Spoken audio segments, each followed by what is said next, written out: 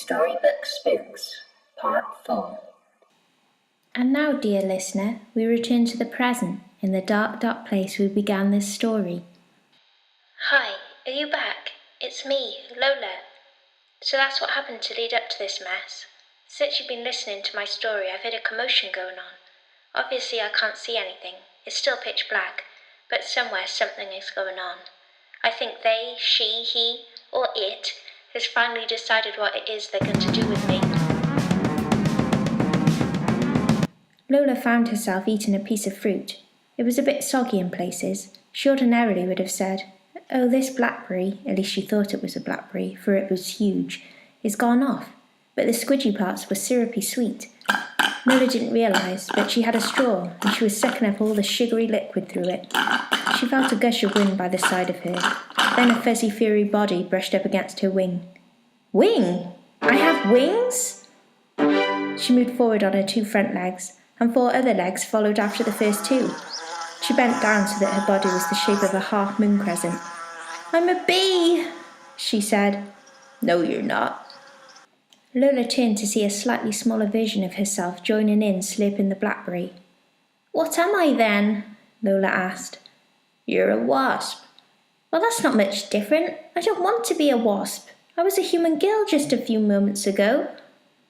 The wasp on the adjacent side of her said, "None of us choose to be wasps. What was your name before this happened?" "Lola. My name was Lola." "Mine was Clive." And Clive rested his furry stick leg over her own. Lola didn't know if this was a kind gesture or a wasp thing. "This is strange," said Wasp Lola to Wasp Clive. "I want to sit here on this dirt and chat, but I have a new instinct, like I have to be somewhere, right now. I don't even know where I have to be, but I'm going." Next minute they were hovering, Clive flying by her side. Her wings were rotating like 2 oars in a rowing boat, gathering up enough momentum to lift off. After the initial jump, Lola found she could quite easily support her own body weight and hover in mid-air when she needed to slow down. Lola felt she didn't have the freedom to do as she pleased. Now she had a job to do and had no option of quitting. "You can only ever talk when you have a few moments to spare," said Clive. "Nature has given us a new job to do, and we can't stop. It's part of our wasp DNA. Just talk while you can. Catch you later." And with that, Clive manoeuvred in another direction. Lola never saw Clive again. There were too many wasps to keep track of, a new one every second. It reminded Lola of when she was a human and went to visit London. All the people were so busy in their own little worlds, no one had time for each other. Lola was still essentially herself, but this natural urge inside took away her free will. As a wasp, she couldn't simply hover in the park and contemplate life now as a wasp, like she thought Lola the wasp would do. Now she was rushing back to the nest. Lola had new knowledge in her brain that wasn't there before. She knew, for instance, on her way back to the nest, that she had a few more eggs to lay, and some more eggs to feed her stored leftover syrupy liquid to. She must also keep guard and protect this nest as if her life depended on it. She bumped into a few more wasps on her journey. One, Fleur, touched her with an antennae to get her attention. "It's good to keep busy," she said. "Stops us thinking about why we're here." Before Lola could press her for more information, Fleur had taken a sharp turning right. "I wonder what happened to all the other wasps," thought Lola. Back at the nest, Lola had a few moments to spare and started walking her 6 legs up the wall near her nest. "How do they view us?" she asked what she assumed was a male wasp. "Who? The humans?" "Yeah," she said. "We've tried time and time again to tell them our story, about what has happened to us, but they hid us away and we've never gotten close enough to speak. All they hear is bzzz. We get so sick and tired of not being heard, so we end up stinging them." A female wasp landed nearby and joined in the conversation. "Well, we females sting. You try to, but it doesn't work." The male wasp took off. The female wasp added, "If only they'd stop and listen, but they never do. A human's first instinct is to hit us away. When we do sting, it's because we're lashing out. But deep down, we just want to be heard. Anyway, bye." And Lola was left alone, eyes fastened on the nest, protecting it. Lola still had a couple of questions before she must leave. Oi, quick question, oi, hello? And she flew up for a second and landed in front of the wasp, obstructing his path. Oh, sorry, ma'am, just getting on with business. Lola was perplexed at having being called ma'am. Silly question, but do you work for me? Lola asked. Yes, ma'am. I'm feeding the little ones on your behalf as we speak. I notice I'm a lot bigger than every other wasp, and you don't seem to have much time for one another, but you all seem to make time for me, however brief. You're the queen, that's why, he said, and shot out through the garage door from where the nest resided. Lola had a few moments before she really must take off and get on with her duty.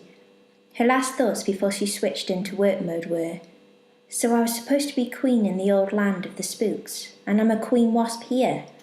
Nice one, Buck, she said sarcastically. Very funny.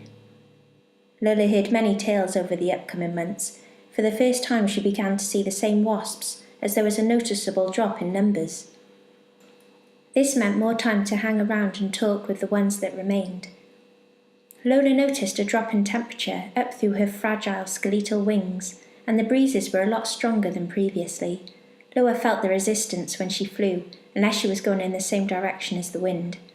She was no longer in a panic to feed her eggs and make sure they survived. The pressure was lifted as she had just laid her last special eggs, the ones she intended on becoming the next generation of queens. Fewer working hours meant more time to sit around and chat with her workers. She found Wasp Anton again, who was looking frail and unsteady on his many legs. She had seen this behaviour in her old pal Rich, and Lola knew, any day now, Anton would be coming to the end of his days. It's all fun and games for them. Who are them? Lola asked Anton. I don't know, do I? Whoever's making this happen. I swear they make the situations they force us into impossible. It's just a game to them. They want to see us lose. And how did you lose, Anton? I picked up an old Monopoly board, special edition it was. Had all the streets of the local area. Couldn't believe my luck when this sweet little girl gave it to me. But I suppose, looking back, she was only doing what she had to do to survive, to come out of it unscathed. I even tried to play the game at one stage, and I'm not the sort of character to play games like that. So I played the Monopoly, played it with my little nephew fine, but the game waited till I was on my own. It tempted me to play on my own again against myself. When I played and landed on either the chance card or community chest I think it's called, they began to blackmail me. Just little things at first. If you don't do this, you'll lose £50. Or, if you don't do this, you'll lose your car keys. I didn't take it seriously at first, who would? But the game definitely had a hold on me. When the cards I picked up started coming true and the threats became worse, well, then I began to panic. The game told me I needed to pass the game on to an elderly person. I suspect they needed more elders in the land of the spooks. It gave me a certain time to do it and a few more rules to follow. I can't remember the exact details, it's been so long ago now. It told me I was going to be a spook whether I liked it or not, but if I didn't pass on the game, I'd be a spook within the land of spooks. Can you imagine that? Not only a spook living hundreds of years ago, but a pale, see-through spook living in a castle, where even the permanent spooks would be terrified of me. Of course, naturally, I failed my mission, not through lack of effort, mind. The elderly woman took too long accepting my gift. It was outside the time limit they'd given me. Lola interrupted. But you're not a spook ghost now, living in the land of the spooks. You're a wasp. Oh, said Anton. This is only your first transformation from human to wasp? Lola gasped. I was a spook. Haunted and good, I did. Met many other ghosts too in similar circumstances to myself. They decided to make me into a wasp after I spent a few years there. Years? Lola was shocked. I wonder how many changes I'll undergo before going back to the girl I once was. No one knows, Lola. But if whatever's doing us is finished pranking us, finished carrying out this elaborate joke, if they had any sense, they'd bring us back to normal after this wasp cycle had finished. Do you know if every spook and every creature goes back to who they once were? Asked Lola. Like I said, no one knows, because anyone who's made it wouldn't be around to tell us the tale.